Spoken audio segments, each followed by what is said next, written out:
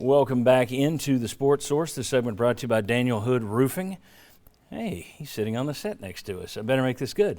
It's time. Is it time for a new roof on your home? Well, a new roof increases curb appeal and home value. It can help you save money on your energy bill. Plus, better to get a new roof and protect yourself from storms than to wait for a storm and hope your insurance company will cover the damage. Call Daniel Hood Roofing today. Visit them, danielhoodroofing.com.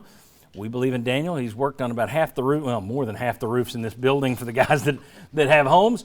danielhoodroofing.com. And welcome on back.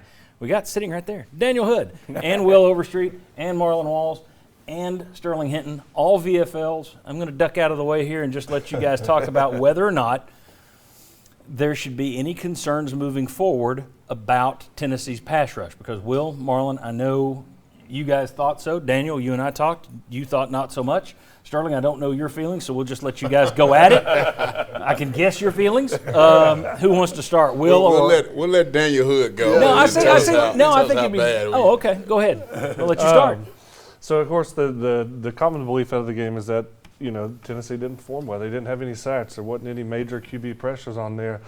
But I fundamentally think that belief for this game is wrong. When you look at I charted, I think, 15 snaps of passes that Ball stayed through. You had an average time of get off of the ball from 1.7 to 2.1. There was only one play that went over that.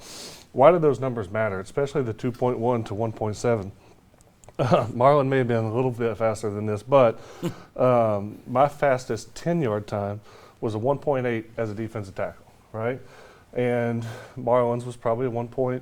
Well, that way a little bit less than you did when you was yeah. But so the point of this is you're talking about running 10 yards in 1.6 seconds. It's impossible for the defensive line to get there. There were multiple times they were still able to get there and to get a hand in a quarterback's face with that time, but there wasn't enough time for the guys to get there. And in a game like this, just like in the NFL, the guy you pay the most money is your quarterback. The guy you pay the second amount of money to is the left tackle. So who's Ball State going to have? They had a really good quarterback, and their left tackle was all right. So Tennessee's game plan in this one, was to give their defensive ends some attention to really get up there. So your defensive tackles are just monitoring the pocket, getting their hands up.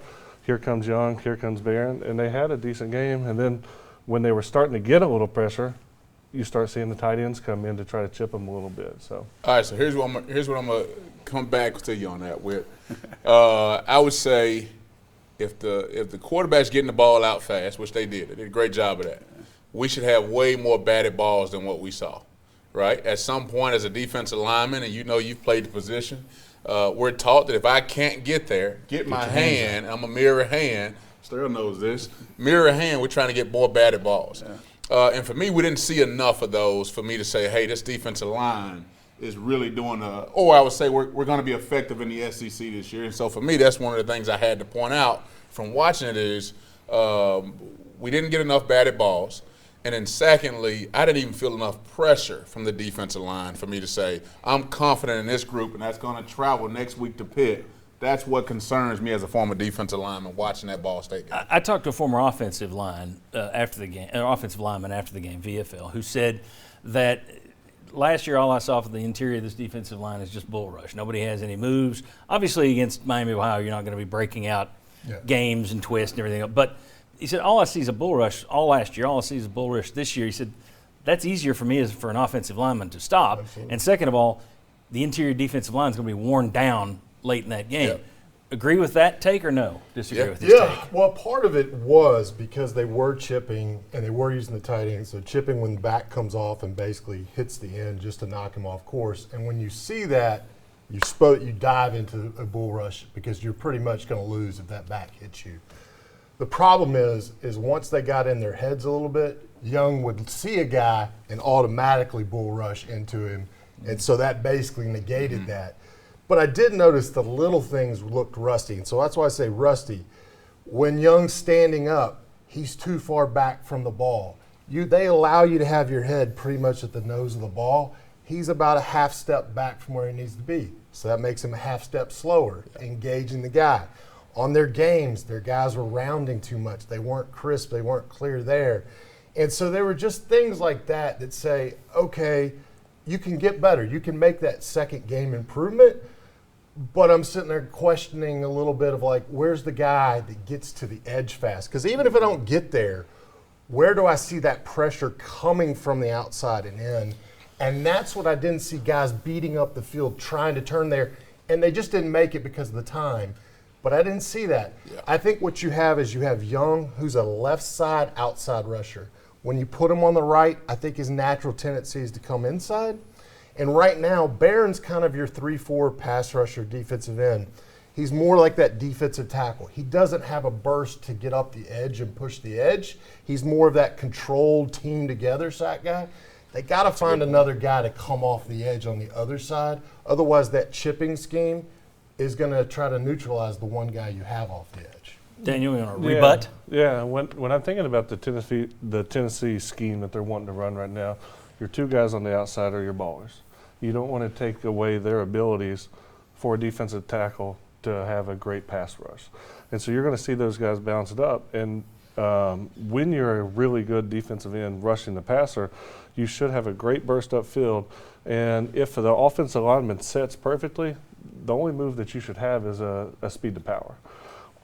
Or you have to have so you got speed to power right upfield, you're going to take your left arm inside, and that's where you're going to see Young extend his arm. If the offensive lineman oversteps it, then you have the defensive end come inside. And those things are just going to be naturally played off each other. You just do one or the other, and you saw it naturally in the game happen. On the interception, you even saw him move the line of scrimmage just enough to force the quarterback to move to his left, which for a right-handed quarterback is not naturally where he wants to go. So as he's pulling out to his left, misses the throw, underthrows the interception, just by simply adjusting your quarterback points from the defensive line. I'll let Sterling close this out. Quarterback's take on all this pass rush You know, talk. you heard these defensive linemen, and they're passionate about getting to guys who play my position.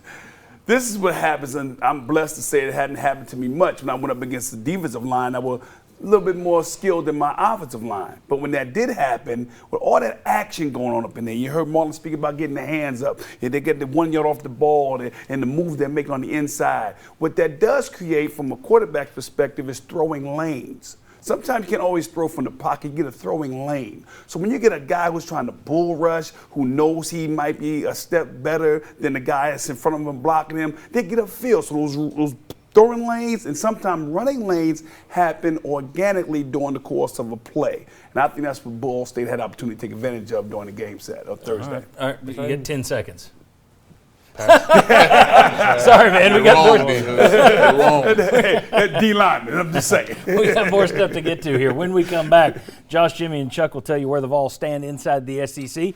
We'll do a will they or won't they segment with all these VFLs regarding some numbers for the Tennessee-Pittsburgh game. What are the Vols going to be able to accomplish? We got Beat the House in our prediction segment coming up. Much more. Come on back on the Sports Source.